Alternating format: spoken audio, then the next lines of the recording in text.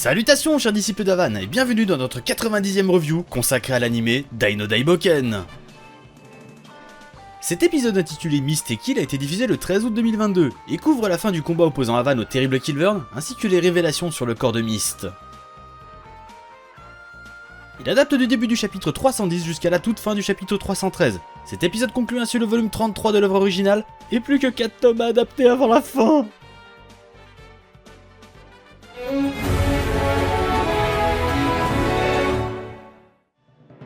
Bonjour, ici le staff. L'épisode de cette semaine a été réalisé par Kokoro Kondo, pour sa première participation sur la série. Elle avait déjà tenu ce rôle sur 2 épisodes de la 3ème saison de World Trigger, également produite chez Toei Animation. Le storyboard est réalisé par Koji Ogawa, qui signe sa 3ème apparition à ce poste. Comme c'est un épisode très narratif, très peu de moyens ont été employés au niveau de l'animation. Le découpage reste néanmoins plutôt rythmé. Du côté de la direction de l'animation, nous retrouvons 3 habitués avec Naoki Murakami, Yuka Takemori et Koji Watanabe. La supervision est quant à elle assurée par Naoko Yamaoka. Allez, il est temps d'analyser cet épisode qui nous permet de découvrir le dénouement du combat entre Killvern et Avan. C'est parti.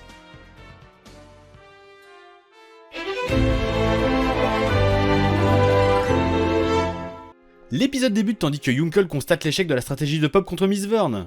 Mam s'effondre et tombe à genoux. Dans le manga, on pouvait voir les larmes de la jeune femme, comme si l'action était au ralenti.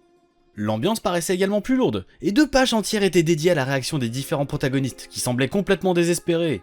La coterie a abandonné tout espoir de victoire, et même Im admet sa défaite. Miss Vern reconnaît lui-même la grande valeur de Pop, et révèle que Killvern pensait qu'il devait être la cible prioritaire à abattre. Son caractère permettait au reste de l'équipe de toujours se relever. Ici, notre bon Croco ne fait qu'osciller la tête pour acquiescer, mais dans le manga, il répondait et disait que c'était exactement cela. Miss Vern a dû être poussée dans ses retranchements, et utiliser son Phoenix Wing. Le guerrier immortel est immédiatement interpellé par le nom de cette technique, qui ressemble étrangement à celle de Vern. Dans le manga, on pouvait voir le nom de la technique derrière le bellâtre, comme une révélation. Avec les explications de l'éminence grise, il commençait à comprendre sa nature. L'ambiance de la page originale était incroyable, le BG en perdait ses pupilles. On assistait alors en arrière-plan au souvenir du combat contre Vern, avec le visage juxtaposé de Yunkel dans le plus pur style de Koji Inada. Ici, les flashbacks reprennent les épisodes précédents, et le BG est entouré d'un fond noir, ce qui reprend avec fidélité les intentions d'origine. Dans la localisation de cet épisode, Yunkel se dit qu'il est logique que Miss Vern soit aussi puissant, mais dans le manga, il ajoutait également qu'il était normal que la coterie ne puisse pas gagner contre lui. La Rarte accepte la mort, mais est certain que son maître Dai vaincra Myst. Ça n'a pas l'air de faire peur aux les gars, qui s'apprêtent à en finir avec eux. Le terrible adversaire retire les flammes de sa main, et l'animation reprend correctement l'élégance du mouvement qui était présenté dans la case originale. Miss Vern concède que Dai a beaucoup progressé, mais qu'il lui sera impossible de vaincre Vern. Il est toutefois interrompu par Yunkel avec un plan ombré sur son visage, pour apporter une ambiance mystérieuse. Dans l'œuvre originale, on ne voyait pas le visage du BG à ce moment, les bulles de texte apparaissaient dans la case, comme pour représenter un écho. Pour Yunkel, il est logique que Dai ne puisse pas vaincre Vern, puisqu'il se trouve devant la coterie. La révélation du guerrier immortel est accompagnée par un zoom un peu cheap, il aurait été peut-être plus adéquat de soigner davantage ce passage. Dans le manga, Im paraissait encore plus marqué par cette annonce, et il en perdait ses pupilles pendant qu'il hurlait sur Yunkel. Comment Vern et Mr. Vern pourraient-ils être la même personne, alors qu'ils ont été vus au même endroit à plusieurs reprises? Une musique douce et envoûtante nous accompagne tandis que Myst annonce qu'il se doutait bien que le BG au QI exceptionnel serait le premier à comprendre. La mélodie reprend d'ailleurs, avec subtilité celle de Vern. Dans la planche originale, à ce moment les yeux de Myst étaient ombrés, et l'étrange forme au-dessus de sa tête était bien mise en valeur. Ça n'était évidemment pas un hasard, mais nous n'en tirons pas plus. Ici, on ne voit que la bouche du légat, mais cela apporte un côté mystérieux tout aussi appréciable. Notre BG intellectuel comprend pourquoi l'éminence grise était restée dans son mutisme, il ne fallait surtout pas faire de rapprochement entre sa voix et celle de Vern. Comme son nom l'indique, le rôle de Myst est de créer une ombre sur l'ultime secret du dieu du mal. Le légat admet que Yunkel est proche de la vérité, mais décide d'en finir avec la troupe.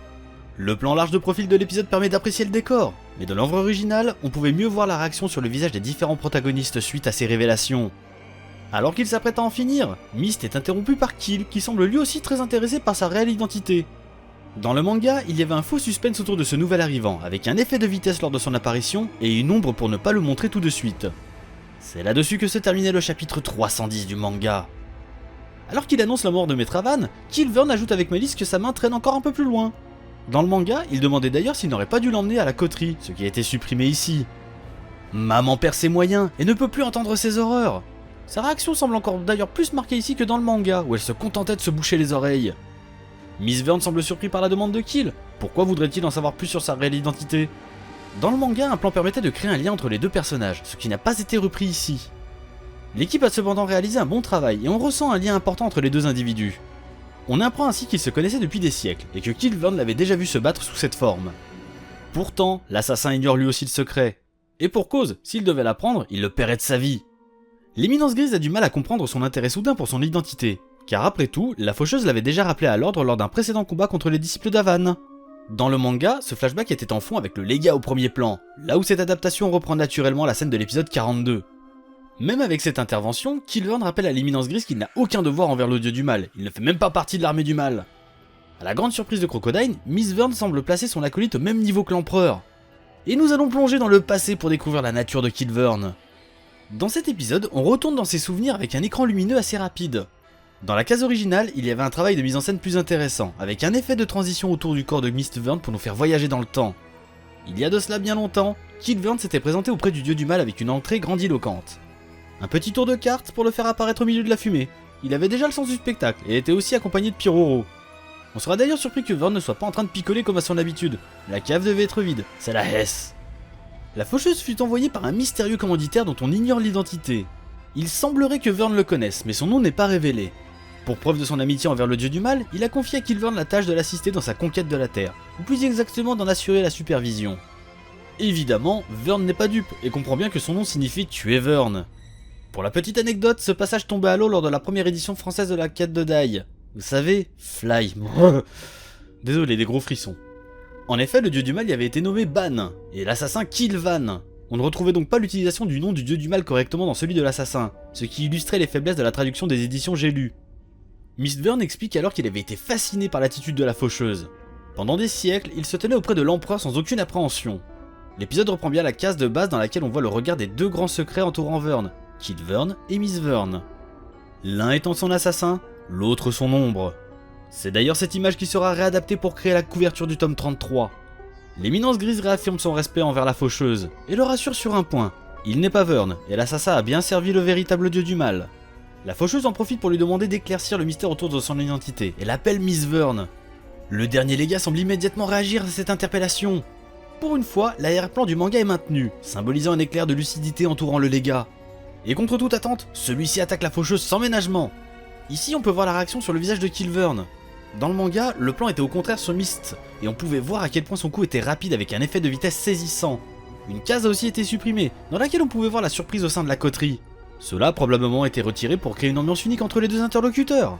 La faucheuse a utilisé le nom de Mistburn, mais il n'a jamais utilisé son nom comme cela, il l'a toujours appelé par son vrai nom, Mist. Là encore, l'édition J'ai lu s'était vautrée dans le tapis avec la traduction des noms. En effet, le légat avait toujours été appelé Mist dans cette version française. Pas Mistburn, pas Mistban, non, juste Mist, et ce dès le début de l'aventure. Comme le vrai nom de Mistburn avait été utilisé par le hasard de la traduction sans que cela soit voulu, et on ne pouvait pas deviner la suite, c'était une situation assez cocasse pour le traducteur. Il s'en était sorti en affublant le légat d'un vrai nom complètement inventé pendant cette scène, le célèbre Mystère. Voilà donc un épisode et des explications qui permettront aux nouveaux de comprendre les critiques des fans historiques sur la première version française de la quête de Dai. On remercie tout de même J'ai lu de nous avoir fait connaître cette œuvre magnifique. Bref, revenons à nos moutons, je veux dire à nos démons. Le légat continue d'attaquer Killburn et détruit son masque en faisant apparaître le visage d'Avan. Dans le manga, vous pouvez d'ailleurs mieux apprécier la destruction du masque et de ses débris. Une musique héroïque nous accompagne, Maître Avan est vivant et baigne dans la lumière. Le manga proposait une page entière pour illustrer le retour d'Avan, quelle classe! Et pour bien marquer ce comeback, le texte était accompagné d'une bulle sur fond noir, ce qui est extrêmement rare dans le manga.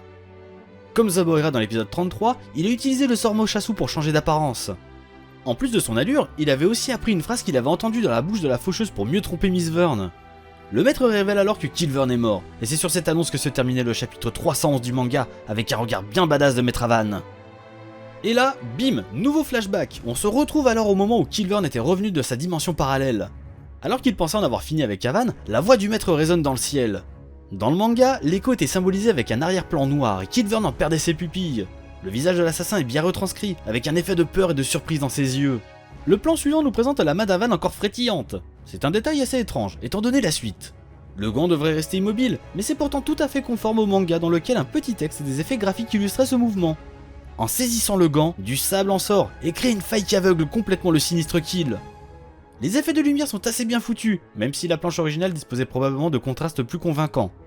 Avan is back again. Dans l'œuvre originale, un travail de mise en scène avait été réalisé, avec le regard déterminé d'Havan au premier plan de la planche, qui donnait à ce retour une classe incroyable. Le maître explique qu'il a mis dans son gant du sable de sa fabrication composée de télébords lunaires. Cela lui a permis de se téléporter vers Kilvern avec le sang Liliura, et ce même à partir d'une dimension parallèle. L'équipe a eu l'excellente idée d'inclure un flashback qui montre comment Havan a pu cacher sa main. Ce plan n'était pas présent dans le manga, et cela rend son explication plus digeste. Au-delà de son retour, c'est la survie de Maître Havan que Kilvern ne comprend pas. Mais comment a-t-il réussi à survivre au méganté de Judge? Pas le temps de niaiser, l'ancien héros utilise la faute du juge pour réaliser un Kaimeisen sur son adversaire. L'animation permet de bien prendre la mesure de la vitesse de cette technique, c'est très réussi. Le reste des échanges d'épées est moins reluisant et propose une animation redondante pour marquer les coups d'épée d'Havan. Il est dommage que la mise en scène initiale n'ait pas été mieux reprise. Dans la page originale, un travail sur le visage de Kilvern à demi-transparent avait été réalisé pour marquer son incompréhension devant autant de fougue et de vigueur. L'assassin va utiliser sa dernière carte et nous proposer une belle censure à l'occasion. On peut comprendre grâce à un travelling qu'il se coupe le bras. Le corps du maître cache la coupure et il faut reconnaître que c'est une excellente idée de mise en scène pour combiner à la fois la censure et une bonne compréhension de l'intrigue. Dans la page originale, on pouvait clairement voir de l'automutilation. Ah, c'est masochiste. Bref, on s'égare du sujet là. L'équipe nous offre tout de même un plan du bras en train de pendouiller. On se demande d'ailleurs ce qui est le plus traumatisant pour un jeune public entre une coupure et un membre qui pendouille. Kill jette son propre bras au-dessus de sa tête et le fait tournoyer à une vitesse incroyable.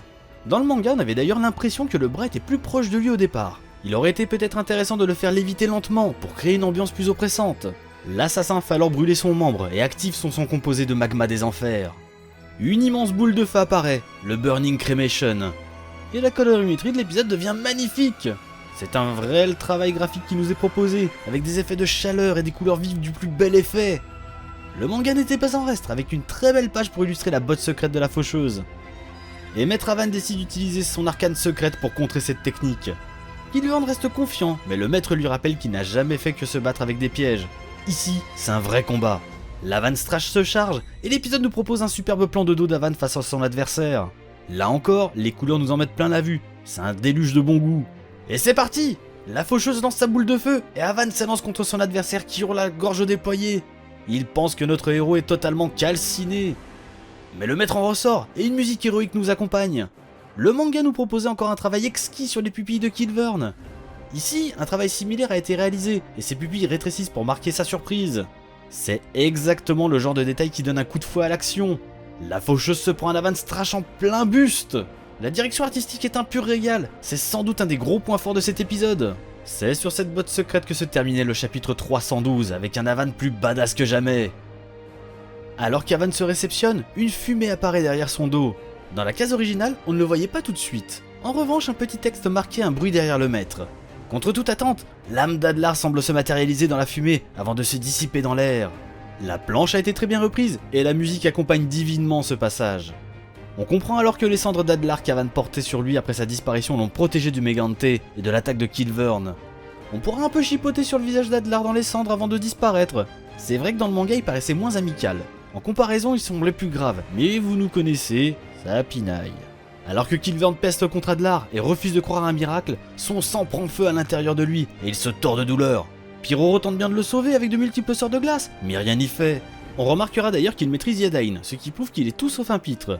Le manga nous montrait aussi toute sa détresse dans les yeux du pauvre Pyroro. Le petit protégé supplie Havan de sauver son acolyte et en pleure à chaudes larmes. On aurait presque envie de le prendre en pitié. Le maître utilise alors une de ses plumes pour dissiper les flammes. Évidemment, Pyroro prépare tout de suite un coup fourré en rechargeant les lames fantômes de Kilvern. Dans le manga, un travail sur les ombrages nous montrait la perfidie du petit être. Il aurait été appréciable de mettre ce trait de caractère davantage en valeur. Sans aucune surprise, la faucheuse utilise un nouveau Phantom Razor contre Maître Havan. La scène est assez molle dans cette adaptation. Kill ne prend même pas la peine de bouger et il y a peu d'émotion qui en ressort. Alors que dans l'œuvre originale, on pouvait bien mieux sentir toute sa rage dans son regard. Havan est de nouveau pris au piège, mais le prévient qu'il savait très bien ce qu'il allait faire. Un pas de plus, et la faucheuse sera abattue sur le champ. Alors que Kilvern se précipite sur lui, on passe en vue subjective et on peut voir l'écran se scinder en deux. Kilvern est instantanément décapité et le travail sur la colorimétrie est splendide. La planche d'origine était vraiment marquante et il était important de bien la mettre en valeur. Pari réussi. Le petit Pyroro en reste bouche bée, et tandis que sa tête reste en l'air, Kilvern comprend comment il a été vaincu. Havan a tout simplement utilisé une des lames qui était plantée dans son corps et l'a placée pour piéger la faucheuse. L'assassin aura donc fini tué par un de ses propres pièges. Cette petite fouine de Pyroro essaie bien de guérir Kilvern, mais c'est terminé, il ne reviendra plus.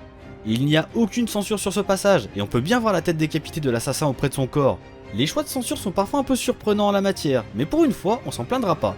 La scène se termine avec de beaux effets graphiques autour d'Avan et de Piroro pour marquer la fin de ce combat. Enfin de retour dans le présent, le maître explique qu'il n'a pas tué Piroro car il ne représentait aucune menace. De plus, grâce à ce que lui a dit Mr. Vern, il est à présent certain d'avoir deviné sa véritable identité et le plus grand secret du dieu du mal.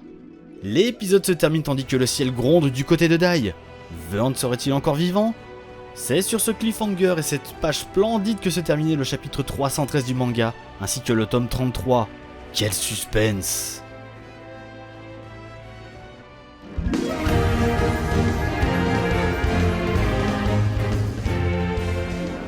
Cet épisode a été très verbeux durant sa première partie et nous a permis de mieux explorer les personnages de Kill Vern et Mr. Vern. L'un doit entretenir le mystère autour de Vern tel une ombre, tandis que l'autre tue et supervise son plan de domination de la Terre. Ces différents rôles et révélations nous ont donné l'occasion de couvrir davantage les problèmes de traduction de la première édition française de chez J'ai lu. Nous espérons que cela permettra aux nouveaux de comprendre certaines remarques durant nos reviews. On remerciera jamais assez cette maison d'édition de nous avoir fait découvrir Dai, ou plutôt Fly pour les plus anciens. Pour autant, ces soucis de traduction nous font encore ricaner aujourd'hui, car ils rendaient certains passages difficiles à comprendre. Le traducteur s'est raccroché aux branches comme il le pouvait à l'époque, après ses bourdes initiales. Pour revenir sur l'épisode, plusieurs ajustements ont été réalisés, comme le flashback d'Avan qui nous permet de mieux comprendre comment il a pu cacher sa main à la place de son gant. C'est souvent un des passages qui revient le plus dans les discussions entre fans, et nous pouvons au moins avoir une meilleure explication. La censure de l'épisode a quant à elle été des plus étranges. D'un côté, nous avons eu la coupure du bras de Kill censurée, et de l'autre, il n'y a aucun problème pour présenter une scène de décapitation. La censure a toutefois été réalisée de façon intelligente, avec une bonne mise en scène. La scène avec l'âme d'Adlar apparaissant dans la fumée a bien été exécutée, même si son sourire pourra paraître un peu plus jovial que dans le manga. Enfin, la direction artistique du combat entre Maître Avan et Kill Vern a été fantastique. La colorimétrie du Burning Cremation nous en a mis plein les yeux, et la scène a été d'excellente facture.